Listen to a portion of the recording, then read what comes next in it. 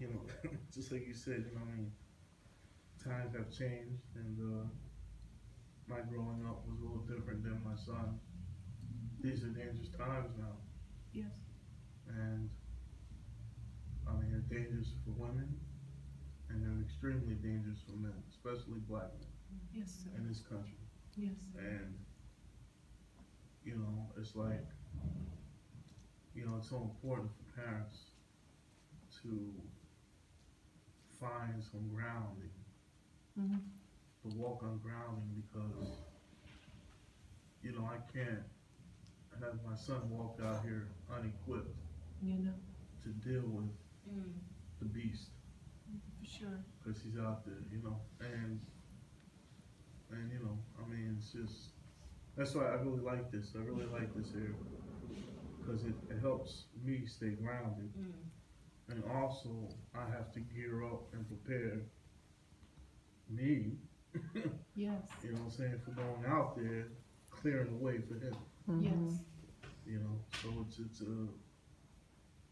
you know, it's not a field of flowers. You know, Yeah. this is, we're in some pretty strong storms right now. Yes, sir. I agree. So I thank you for this, definitely. You're very welcome.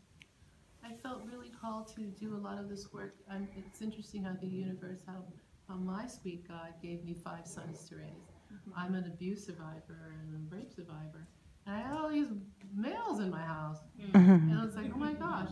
And so I knew that something deep inside me said, you need to go get yourself healed up or you're going to do some damage. Right? I mean, how could you not? How can you know unless you are cleaning out your subconscious on a daily basis?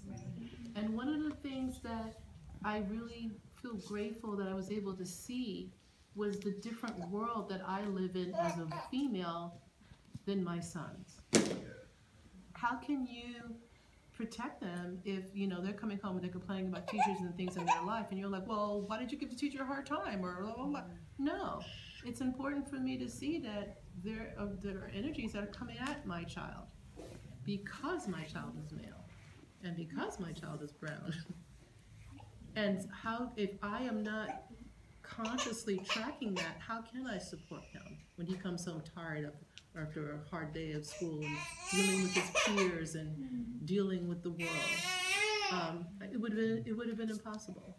So I'm really grateful that I was, you know, raising my children during my own recovery from my own issues. So that would be really blatant to me.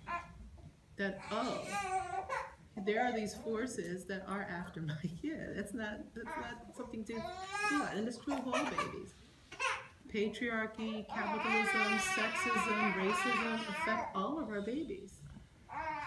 It's sucking the air out of their lungs. So how do I stop that? What do I do? I've got to be as strong as I can be. And it's almost impossible to not be an activist once you get that. And there's so many different things that need activism energy. So, you know, pick your battle and start. And to do it with, and the challenge is to do it with a happy heart. And to do it with knowing that we're part of this big chain and we don't know how it's going to end, but the end result is going to be good. Because there are a lot of kids who are raised up in activist homes who become libertarian, and we don't want that. That's not helpful. Because we want to see, you know, we want our kids to be, feel free to take part in the revolution. We have our revolution that dances, you know. That's very challenging. Any other quick comments before we close? One more. Is that what? You want to say something? It's okay. You don't have to.